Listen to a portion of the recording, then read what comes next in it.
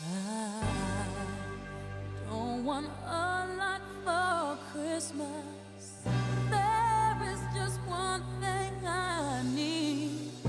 I don't care about the... 네, 지난주에 이어서 이번 주도 이 추운 겨울에 좀 따뜻한 기운을 더해줄 그런 시간으로 마련해 봤습니다. 오늘은 사랑을 일구는 분들을 좀 만나볼까 하는데요. 첫 번째 손님은 다들 이분을 보고 미혼모의 어머니시다라고 하시더라고요. 애서원의 임혜덕 원장님 나오셨습니다. 어서 오십시오. 네, 안녕하세요. 반갑습니다.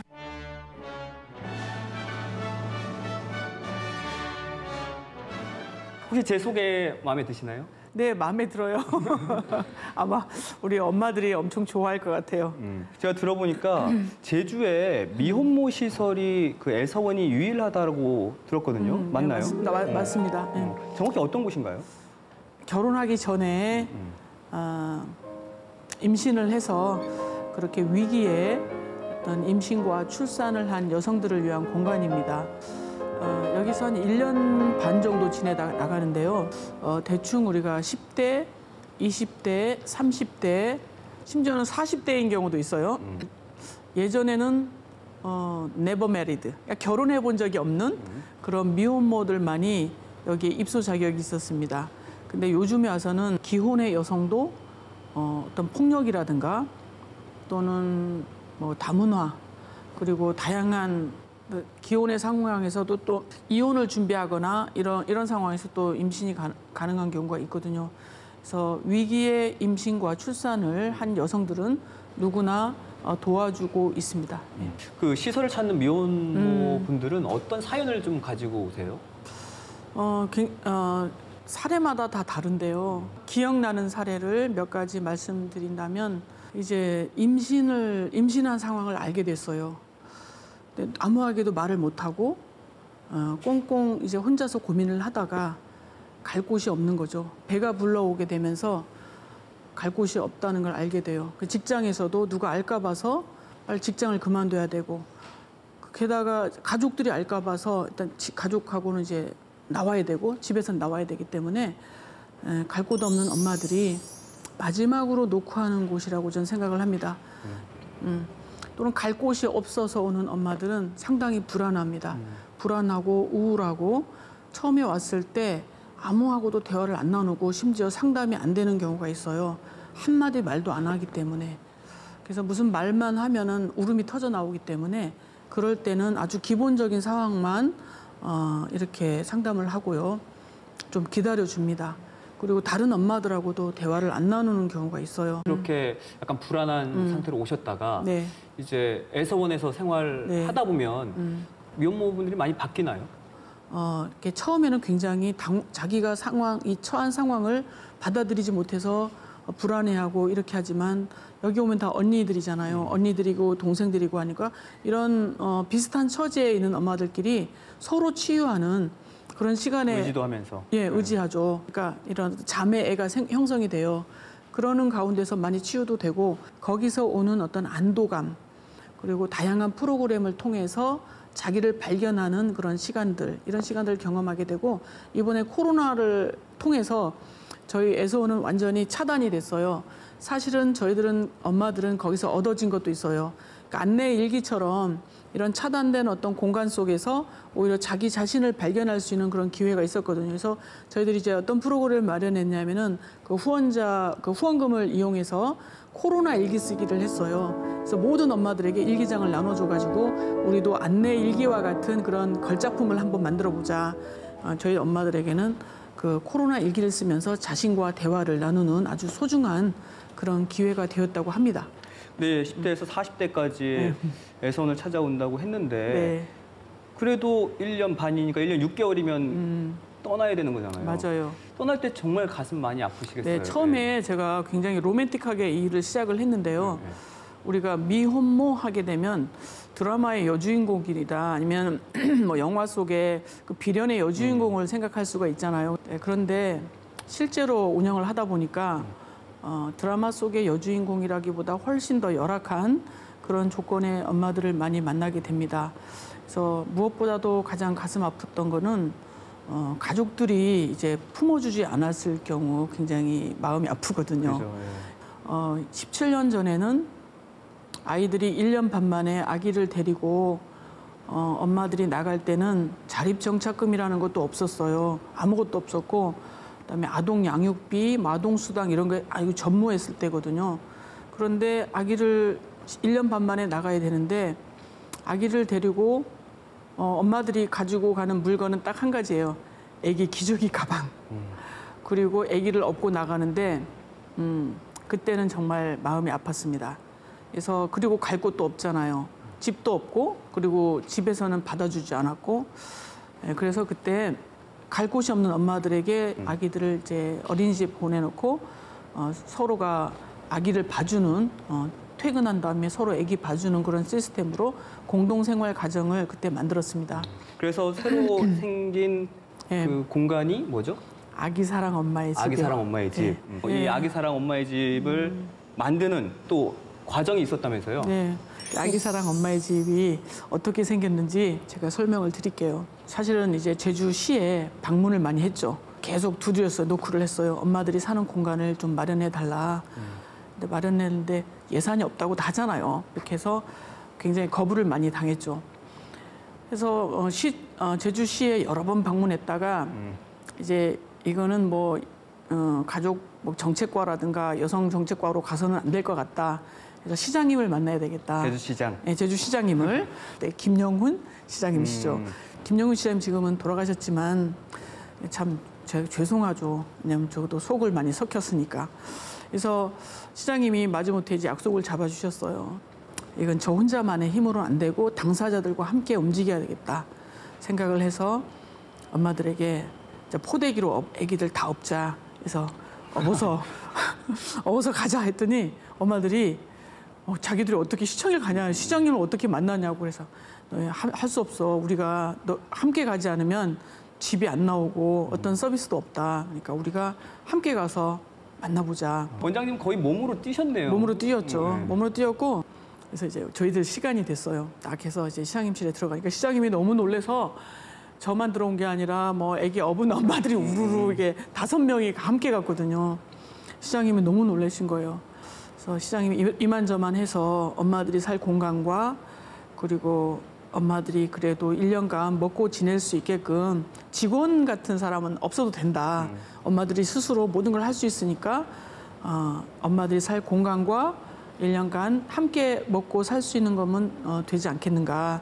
그런 공동생활 가정을 하나 마련해 주십시오. 우리가 지금 한 5천만 원 미만의 예산을 지금 지원을 받으러 이렇게 다루 우두루 왔는데 시장님이 그 수백억 예산을 가지고 그게 없다라고 하시면 그런 저희들한테 하실 말씀이 아니시죠. 시장님께 너무 죄송해요, 지금은. 그래서 시장님 저러다가 쓰러지시면 어떻게 하지? 막 결정이 될 정도로. 근데 갑자기 시장님이 탁 해더니 아닙니다. 여러분, 제가 언제 그렇게 말을 했습니까? 그래서 여러분께 제가 그런 공간을 마련해 주겠다고. 결국에는 승낙을 받으셨어요. 승낙을 받았어요. 그래서 우리 엄마들이 그때 나와서 엉엉 울었어요. 우리 엄마들이 그때 펑펑 울었던 그런 생각을 하니까 지금도 감회가 새롭네요.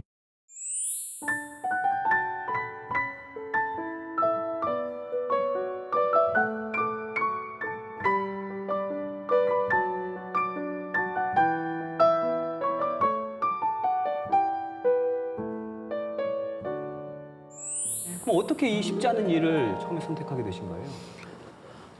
처음에 저도 이제 이 일을 할 거라고 저도 상상을 못 했어요. 뉴저지주에서 그 회의가 있었어요. 2001년도에 한국에서 미국으로 입양을 간 입양아들의 그 네트워크 그 회의였어요. 그 회의에 참석을 하면서 굉장히 다양한 입양아들의 문제를 가지고 토론하고 해외 입양아들이 그 굉장히 큰 문제가 뿌리 찾기도 중요한 문제지만 그 여러 가지 심리 사회적인 문제를 굉장히 고통을 겪어요. 그래서 그때 저는 미국 입양 간 엄마 그 아이들이 있는 그런 가정에 제가 홈스테이를 했죠. 근데 그러는 와중에 어떤 한 레아 엄마가 저를 찾아왔어요. 레아 엄마는 유대인이었어요. 유대인 가정에 그 입양된 레아라는 아이가 12살짜리인데 굉장한 불안증을 갖고 있었어요. 12살짜리인데 우울증 약을 복용하고 있고 너무 불안증에 시달리니까. 그런데 그 와중에 동생이 태어났어요. 그 레아의 동생이. 그러니까 유대인이 태어난 거죠. 유대인 가정에 레아는 혼자서 그 입양아로 거기 살아가는데 그 불안증이 너무 심하니까 이 필립스 여사가 한국에 그 해외 그 입양을 보내는 기관에다가 엄마를 찾아달라고 한 거예요. 얘 엄마를 너무 불안하니까. 근데 엄마를 찾았는데 엄마가 아기를 안 보겠다고 했어요. 레아 엄마가. 제가 그 이야기를 듣고서 너무 마음이 아팠어요.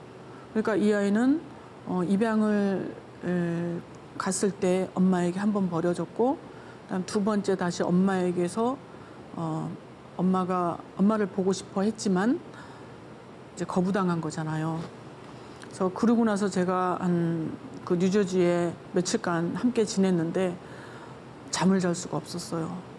그래서 레아에게 저는 이제 카톨릭 신자니까 혹시 성경을 읽느냐고 물어봤어요. 저는 유대인입니다. 이렇게 대답을 한 거예요. 그리고 그래서 자기는 토라경을 읽는다. 나는 유대인이기 때문에 토라경을 읽는다. 저 너무 쇼크 받았어요. 아니 우리나라 아이가 이 이야기를 들었을 때 저는 굉장한 충격을 받았고 한국이 과연 이 엄마와 아기들을 위해서 대한민국은 무엇을 했을까 그 생각을 안 할 수가 없었어요. 그래서 우리 엄마들이 대한민국의 엄마들이 아기를 키울 수 있는 공간이 없을까? 그러고 나서 한국으로 돌아오면서 정말 비장한 각오를 한 거예요. 그때 이제 네. 미국에서 레아를 만나고 나서 네. 레아가 그걸 느꼈군요. 네. 네. 레아를 만났던 것이 저에게 이 프로젝트를 하게끔 한 어떤 계기라고 볼 수가 있습니다. 네. 원장님이 2004년부터 이제 미혼모들하고 지내고 계시니까 네. 그 누구보다 그 미혼모들의 사정은 잘 아실 것 같아요. 그렇죠. 네. 어떤 도움이 정말 실질적으로 필요하다고 보세요? 제주도가 아니라 다른 지역에서 온 엄마인데요. 이 얘기를 키우려면 어쨌거나 돈이 있어야 되니까. 경제력이 있어야 되니까. 경제력이 있어야 되니까 이를 악물고 돈이 되는 거라면 진짜 무엇이나 했어요. 심지어는 막 그 애서원이 저 시골에 있거든요. 시골에 있으니까 거기에 복숭아 철이면 복숭아 가서 고르고 또 귤철이면 감귤철이면 감귤밭에 가서 이거 고르는 이런 일도 했고요. 진짜 닥치는 데 일을 했어요. 닥치는 데 일을 한 이유는 오직 내 아기 한 명을 지키기 위해서. 무엇보다 중요한 게 이제 경제력 아니겠어요? 맞아요. 예. 네. 그러기 위해서는 뭐 이렇게 돈이 필요한 건데 네. 이 공간이 사실 우리가 녹화하고 이 공간도 네. 관련이 있죠. 맞아요. 이곳은 우리 서비스업에 종사하고 싶어하는 우리 미혼모들의 자기가 배운 어떤 실력들을 실천의 장이기도 하고 미래의 자립을 위한 어떤 창업을 위한 그런 인큐베이터, 창업을 위한 하나의 공간이라고 보시면 되겠습니다. 그 일종의 그 미혼모분들이 스스로 일어설 수 있도록, 그렇죠. 자립할 수 있도록 도와주는 어떤 교육 장소라고 그렇죠. 보면 되겠군요. 예, 네. 교육장이기도 하고 실천의 장이죠. 네. 예, 창업을 위한 실천의 장입니다. 제가 앞서 원장님을 미혼모의 어머니다라고 소개를 해드렸는데 이렇게 오늘 원장님하고 이야기를 나누다 보니까 예. 미혼모의 현실을 그 누구보다 잘 헤아리고 있고 네. 또 대안을 찾으려고 노력하는 모습을 딱 봤을 때 또 다른 수식어를 좀 드리고 싶어요. 어떤 거예요? 개척자. 네. 마음에 드세요? 네, 마음에 들어요. 네. 저희 아버지가 우리가 목숨이 붙어 있는 한 계속 도전하라. 이런 개척 정신이 제 친정의 가훈입니다. 네. 네. 앞으로도 우리 미혼모 분들의 정말 든든한 어머니로서 또 영원한 어머니로서 좋은 역할 많이 해주시길 바라겠습니다. 네, 네. 오늘 함께해 주셔서 고맙습니다. 네, 감사합니다. 예. 아 얘가 그래서 되구나. 이거 너무 어렵다. 이거 너무 작아서. 그거 네가 맞추는 거야. 그거 소리치. 쉽게 생각하시면 보육원 형태긴 한데 저희는 소규모로 된 가정화된 그룹홈이에요. 그래서 일명 공동생활가정이라고 하는데 아이들이 정원이 7명이고요. 종사자 3명이 아이들과 24시간 같이 생활하면서 같이 양육도 하고 보육도 하고 교육도 시키고 있는 그런 시설입니다.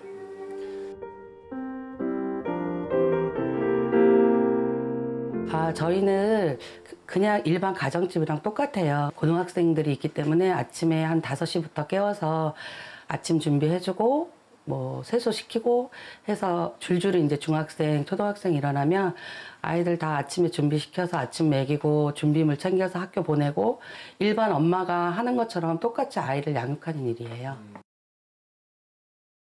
하다 보니까 그냥 자연스럽게 엄마라고 부르기 시작하더라고요. 선생님들한테는 이모 부르고 또 남자 선생님한테는 삼촌이라고 부르고 사실은 한두 달은 굉장히 어려워요. 서로 호흡을 맞추자만 하면 굉장히 어렵거든요. 근데 한 6개월 정도 되면 본인들이 아는 것 같아요. 선생님들이 자기들한테 얼마나 많은 관심을 갖고 있고 얼마나 많이 서로 좀 편한 관계를 유지하려고 노력하는지 알아서인지 지금은 그냥 딸하고 엄마, 이모랑 조카 이런 사이로 되고 있어서 아이들이 그런 탈선이라든가 이렇게 나가서 하는 잘못된 행동들이 많이 수정되는 것 같아요.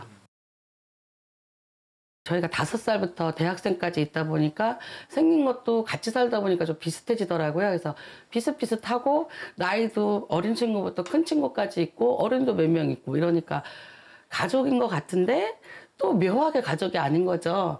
그러다 보면 주변에서 이제 물어보시는 분도 있고 이게 다 한 가족이에요? 물어보시는 분도 있고 모두 애들이 저한테 엄마 하다 보니까 정말 이 애들 다 나셨어요. 나라에 진짜 좋은 일 하셨네요. 하시는 분도 있고 또 어느 분들은 눈치를 채시고 식사비를 내주시는 분들도 있어요. 그래서 제가 안 그러셔도 된다고 막 해도 그래도 너무 보기가 좋다고 정말 한 가족 같다고 또 애들도 나갈 때 다 인사하고 한 번씩 안아드리고 그러거든요. 그래서 저희도 사실 신기하고요. 아이들도 되게 고마워하고 있어요. 오래 있던 친구들은 이런 거 한 이만한 거 3-4개 갖고 나갈 때 하는데 앨범을 이렇게 제작을 해줘요. 이렇게 안 해줄 수가 없는 거 많잖아요. 그래서 그 친구 들어왔을 때부터 요리 배울 때. 저가 이제 사회복지 기관에 있었어요. 그쪽에서 인연이 됐던 친구 3명이 갑자기 시설에서 이제 나와서 지내야 되는 상황이 됐어요. 그래서 그 친구들이 이제 부모가 안 계세요. 일단 급하잖아요. 그래서 제가 이제 집에서 한 2달 정도는 같이 지냈는데 저도 가정이 있다 보니까 오랜 기간을 같이 지낼 수가 없더라고요. 그래서 생각해낸 게 이 작은 소규모화된 그룹홈을 하게 되면 아이들이 제가 또 보호도 할 수 있고 아이들이 생활을 할 수 있겠다 생각이 돼서 그때 제가 자비로 그 대출을 해서 집을 일단 얻어서 그래서 그룹홈을 시작하게 됐습니다. 1-2년 정도는 운영비라든가 급여가 나오질 않아요. 이제 오로지 시설장 목인 거죠. 그러다가 1년이나 1년 반을 운영하다가 이제 시에서 평가를 해서 자체 평가를 해서 이제 그때부터 급여랑 운영비를 주게 돼 있어요. 그냥 한 달에 30만 원으로 시작해서 지금 32만 6천 원을 받고 있거든요. 그러면 그 운영비로 사실은 전화비라든가 기타 난방비를 다 내야 되는 상황인 거예요. 그래서 그룹홈이 참 꼭 필요한 시설인데도 불구하고 그룹홈을 많이들 못 하시고 경제적으로 너무 어렵기 때문에 많이들 못 하시고 지금도 운영이 많이 안 되는 걸로 알고 있어요.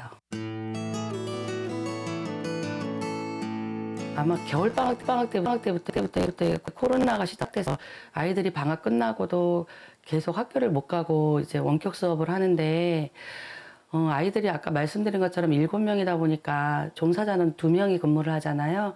그러면은 1명이 3명을 끼고 이 원격 수업을 하다 보니까 저희도 너무 힘들더라고요. 또 저희는 그룹홈에 장애 친구도 있거든요. 그러다 보니까 이 친구가 학교를 가게 되면 특수반을 가서 따로 교육을 받는데 지금 원격 수업은 그런 게 없거든요. 그러다 보니까 일반 아이들이랑 똑같이 수업을 받아야 되는 거예요. 그 아이가 너무 힘들어하죠. 그러니까 또 아이들이 아무래도 집에 있다 보니까 아침, 점심, 저녁, 간식 이런 걸 선생님 2분이서 챙겨주다 보니까 그런데도 사실은 소진이 많이 됐죠. 그래서 저는 그냥 지금 들어오는 친구들이 어떤 이유에서 들어왔건 저랑 인연이 돼서 들어왔다고 생각해요. 그냥 평범하게 우리 아이들을 봐주셨으면 좋겠어요. 처음에는 와서 많이 주눅 들고 많이 위축되지만 지내다 보면 자신감이라는 게 생기거든요. 그리고 아이들이 들어왔을 때는 상담하는 과정에서 너의 희망이라든가 꿈에 대해서 제가 물어보면 사실은 처음에 그런 게 없어요. 제가 뭐가 될 수 있겠어요? 저는 맞는 것밖에 잘하는 게 없어요 라고 얘기하는 친구들도 있어요. 그러니까 이 친구가 시간이 지나면서 하고 싶은 게 생기더라고요. 그래서 엄마 저 뭐 배우고 싶어요. 뭐 하고 싶어요. 이렇게 얘기하면서 하거든요. 그 꿈을 이루도록 저희도 노력하고 있는데 주변에서 보실 때 정말 시설 아이들이라고 다를 거 하나도 없거든요. 그래도 저희 아이들도 사회에 나가면 훌륭한 제목이 충분히 전 될 수 있다 생각하거든요. 그래서 저희를 그냥 편안하고 특별하지 않은 그런 눈으로 봐주셨으면 좋겠습니다. 자, 가장 낮은 자리에서 사랑을 일구는 또 한 분을 모셨습니다. 애덕의 집의 허윤정 원장님이십니다. 어서 오십시오. 네, 안녕하세요. 네. 허윤정입니다. 네.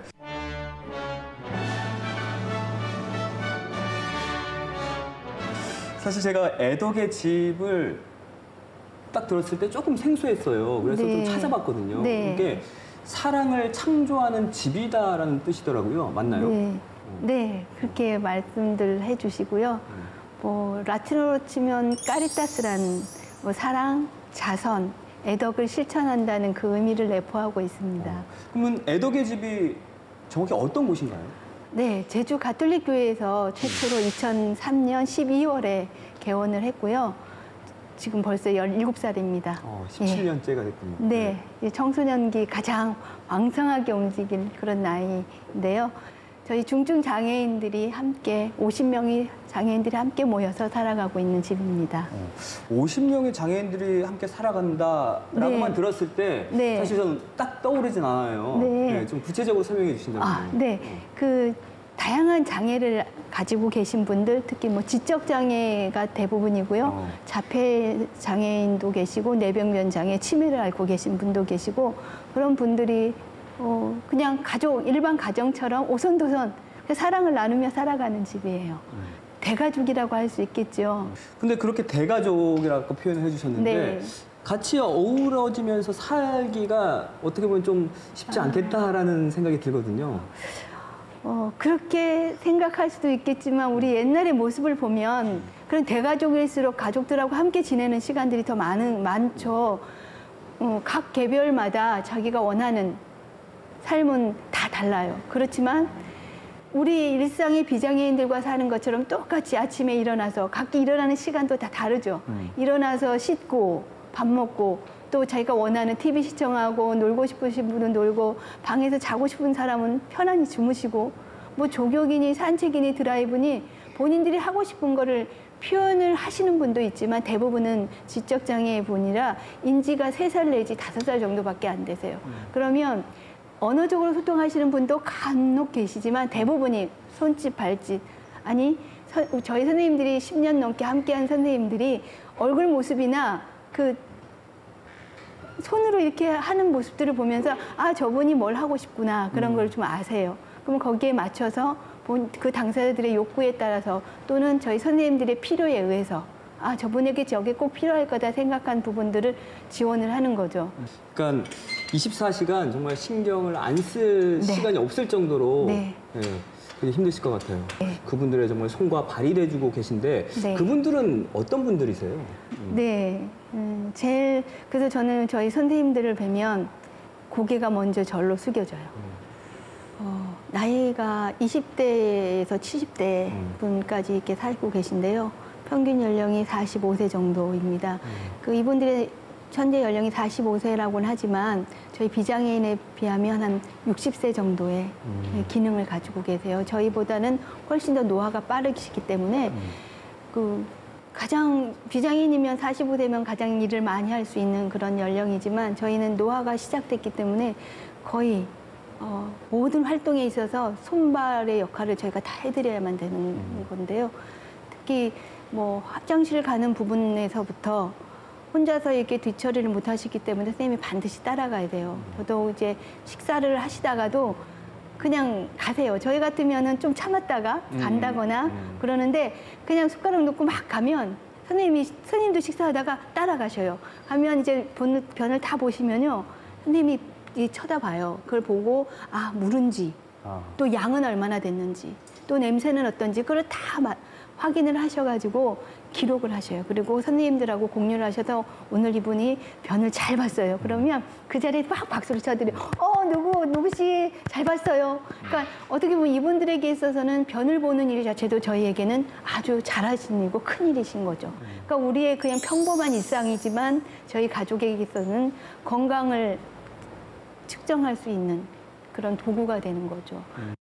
저는 물론 저는 가톨릭 교회의 봉헌 생활자로서 생활을 하기 때문에 제 삶이 그거라고 치지만 그분들에게 있어서는 급여를 받고 하루 8시간 내지 9시간 직장인으로서 경제활동을 하는 곳인데 그거를 더 이상으로 움직이시죠.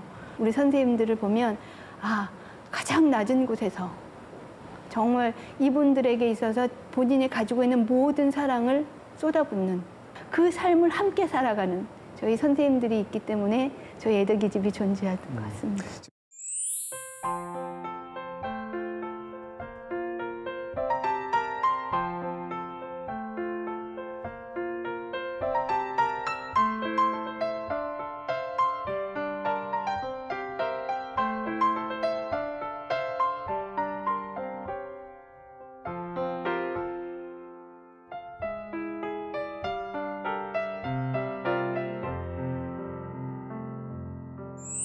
그 장애 정도나 차이에 따라서 네. 그 애덕의 집을 떠나서 생활하시는 분들도 네. 계신다라고 들었거든요. 네. 그럼 이게 별도의 공간이 마련이 돼 있는 건가요? 네.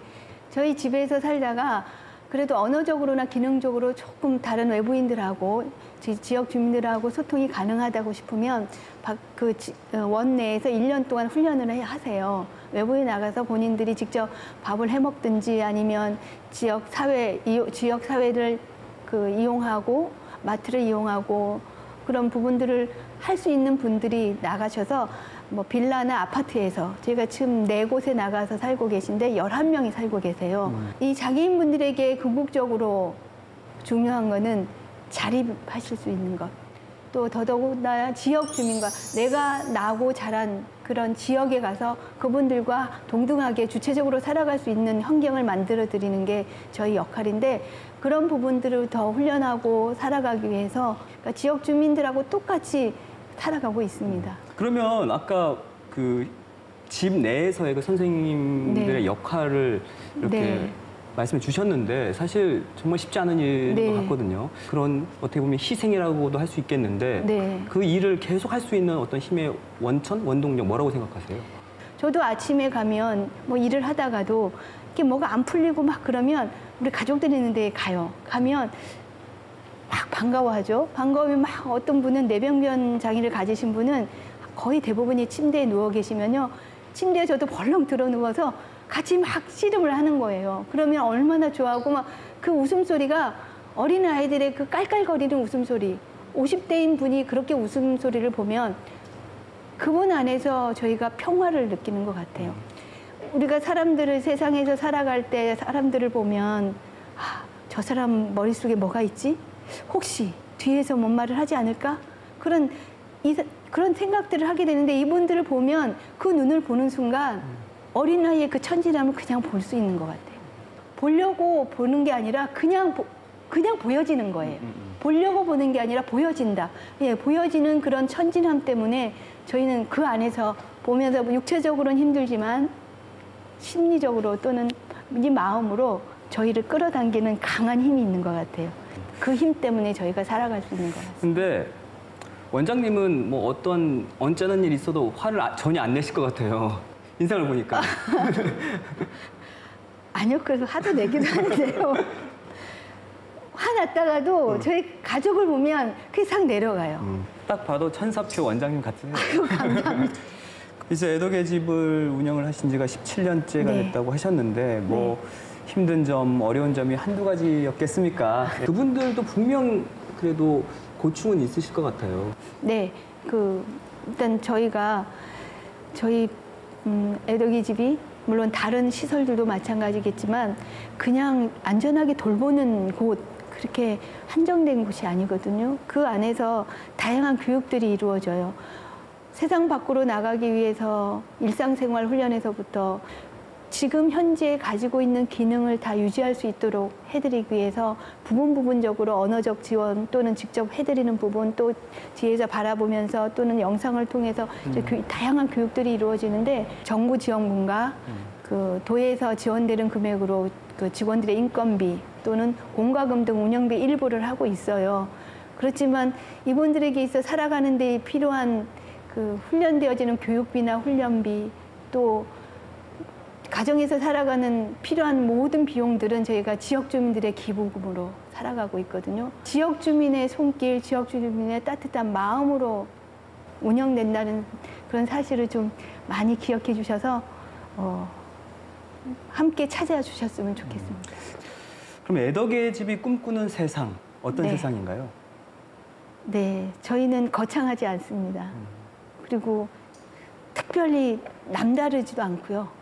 다르지도 않고 똑같습니다. 다른 분들처럼 차별받지 않고, 언어적으로 또 눈길 한 번 더, 이분들에게 있어서 차별이란 거는 그냥 평범하게 바라봐 주는 거죠. 저희 가족들도, 저희 선생님들도 모두 가장 느린 걸음에 맞춰갑니다. 물건 하나 여기 있던 게 여기로 옮겨, 선생님, 이거 여기 옮겨주실래요? 하기 전에 발로 그냥 차고 가거든요. 차지 않고 그냥 비켜만 가더라도. 그러니까 저희에게 있어서 아무것도 아닌 일상이 저희들에게 있어, 우리 가족들에게 있어서는 굉장한 큰 일이거든요. 그런 것처럼 가장 느린 걸음, 가장 뒤처진 걸음, 또 아주 작은 변화에서 기쁨을 누리면서 살아갈 수 있는, 느리지만 포기할 수 없다라는, 이분도 한 인생의 삶을 살아가는 그 과정에서 우리가 포기할 수 없는 분들, 서로 본인이 포기한다고 하더라도 저희가 포기를 못해요. 왜냐하면 그분에게는 아주 작은 가능성이 있거든요. 그런 가능성, 조그만 가능성을 보고 저희가 이분들과 함께 살아가고 있는 것입니다. 네, 그런 세상이 온다면 좀 더 저희도 행복해지고 또 지역 주민들도 함께 살아가는 그런 기쁨을 누리지 않을까 생각합니다. 그런 세상이 바로 올 것 같습니다. 네, 눈앞에 있어요. 네. 지금도 실천하는 분들이 굉장히 많이 계세요. 코로나라고 해서 전혀 없으신 건 아니에요. 그래도 보이지 않게 문 앞에다, 그러니까 저희가 필요한 뭐 생필품 그런 거 잔뜩 놔주시고 가시는 분들도 계시고요. 수시로 전화하셔서 저희 소식 물어주시는 분들도 계시고요. 예, 그런 분들의 따뜻함이 이번 연말에 저희 애덕이집뿐만 아니라 저희와 같이 살아가는 많은 장애인 시설에 전달되었으면 좋겠습니다. 네. 그 애덕의 집에 계신 장애인분들이 포기할지언정 그 안에 계신 선생님, 원장님을 비롯해서요. 그분들이 이제 포기를 하지 않는다라는 게 참 오늘 가슴에 와 닿았는데요. 그 사랑을 창조하는 애덕의 집이 전하는 이 아름다운 메시지가 우리 또 시청자 여러분들께 잘 전해지길 바라고, 또 새해에는 우리 좀 주변을 돌아보는 따뜻한 손길들, 관심들이 더 많아졌으면 좋겠습니다. 오늘 귀한 시간 내주셔서 고맙습니다. 네, 고맙습니다. 제가 이렇게 짤막하게 얘기한 이야기들이 저희 가족들의 삶이 전부가 아니라 단 일부에 지나지 않는다라는 것, 그리고 함께 생활해 주시는 우리 선생님들, 직장이란 개념보다는 나의 삶을 이분들과 함께 나누어가고 이분들 삶에 같이 동반해가는 그런 모습을 보면서 더 감사함을 가지고 또 선생님들과도 같이 살아야 되겠다, 그런 생각을 갖게 되었습니다. 예, 지금 어디선가 임신을 했는데 가족들에게 말을 하기는 너무 힘들고, 그리고 정말 외롭게 고민하고 있는 우리 미혼의 그런 여성들에게 정말 초라한 곳에서 낳지만 인류에게 너무나 큰 희망을 주는 예수님처럼 여러분은 정말 아주 여러분의 위대한 어떤 왕을 여러분의 뱃속에서 잉태하고 있을지도 모른다라는 생각을 해봅니다. 너무 외롭게 생각하지 말고 언제든지 함께 할 수 있는 많은 대한민국의 엄마들과 그리고 아이들, 그리고 따뜻한 사회가 함께 하고 있다는 사실을 명심하고 여러분 힘을 내시기 바랍니다.